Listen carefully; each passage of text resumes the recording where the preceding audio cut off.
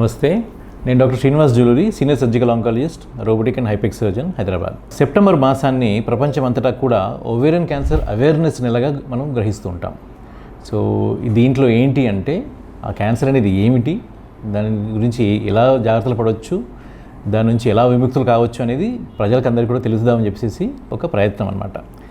ఎందుకు అంటే మన దేశంలోనే 2024 సంవత్సరంలో ఆల్మోస్ట్ 40,000 మంది ఈ క్యాన్సర్ బారిన పడి ప్రాణాలు కోల్పోయారు. ఈ ప్రాణాలు పోయిన వాళ్ళే కాకుండా దాదాపుగా 2.5 నుంచి 3 లక్షల మంది ఈ వ్యాధితో కష్టాలు అనుభవిస్తూ ఉన్నారు ఇప్పుడు. That is the status of ovarian cancer. మరి ఎందుకు ఇంపార్టెన్స్ అంటే దానికి వైద్యం ఉంది, క్యూర్ కూడా ఉంది. అన్ఫార్చునేట్గా ఏమవుతుంది అంటే గుర్తుపట్టడం చాలా కష్టం. ఈ వ్యాధికి స్పెసిఫిక్ లక్షణాలు అంటూ ఏమీ లేవు. నాన్ స్పెసిఫిక్ కంప్లైంట్స్ అంటాం. సో అంటే అసిడిటీ లాగా అనిపించటము, తిన్నది అరక్కపోవటము, పొట్టబురంగా అనిపించటము, లేదా కొంచెం తినగానే కడుపు నిండిపోయినట్టుగా అనిపించటము, తేపులు రావటము, బరువు తగ్గటం, ఇలాంటి నాన్ స్పెసిఫిక్ కంప్లైంట్స్ చాలామంది వస్తూ ఉంటారు. సో కమ్యూనిటీలో అవగాహన లేనప్పుడు ఏమవుతుందంటే వాళ్ళకి ఏదో మందులు పెట్టేసేసి పంపించేస్తూ ఉంటారు.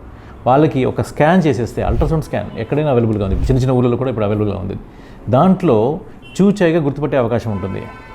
ఇలా 2 నెలల కంటే కూడా ఎక్కువ పాటు వాళ్ళకి మందులతో మామూలుగా తగ్గట్లేదు అనుకోండి, వాళ్ళకి ఎండోస్కోపీతో పాటు అల్ట్రాసౌండ్ స్కాన్తో పాటు కొన్ని సందర్భాల్లో సిటీ స్కాన్ కూడా చేయాల్సి ఉంటుంది. అది సో ఈ అవగాహన పెంచుతామని చెప్పేసి ఈ నెలని ఓవేరియన్ క్యాన్సర్ అవేర్నెస్ మంత్ లాగా గ్రహిస్తూ ఉంటాము.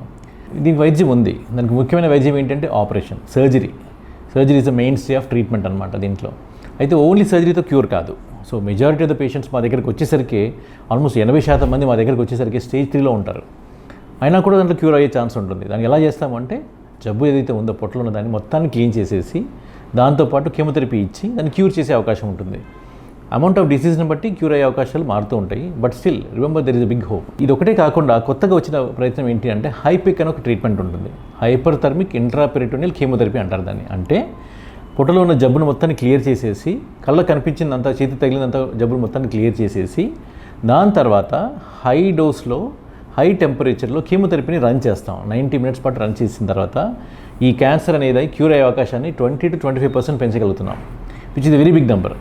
సో అలాగా ఈ ప్రయత్నాలు అన్నింటి మూలంగా, anaesthesia technology, surgical technology improvements అన్నింటి మూలంగా we're now seeing more and more cure rates. Even stage 3Cలో కూడా we're looking at upwards of 60% to 70% cure rates అనమాట. అది ఈ మోడర్న్ డే టెక్నాలజీ మూలంగా అవైలబుల్గా ఉంది మనకి ఇప్పుడు.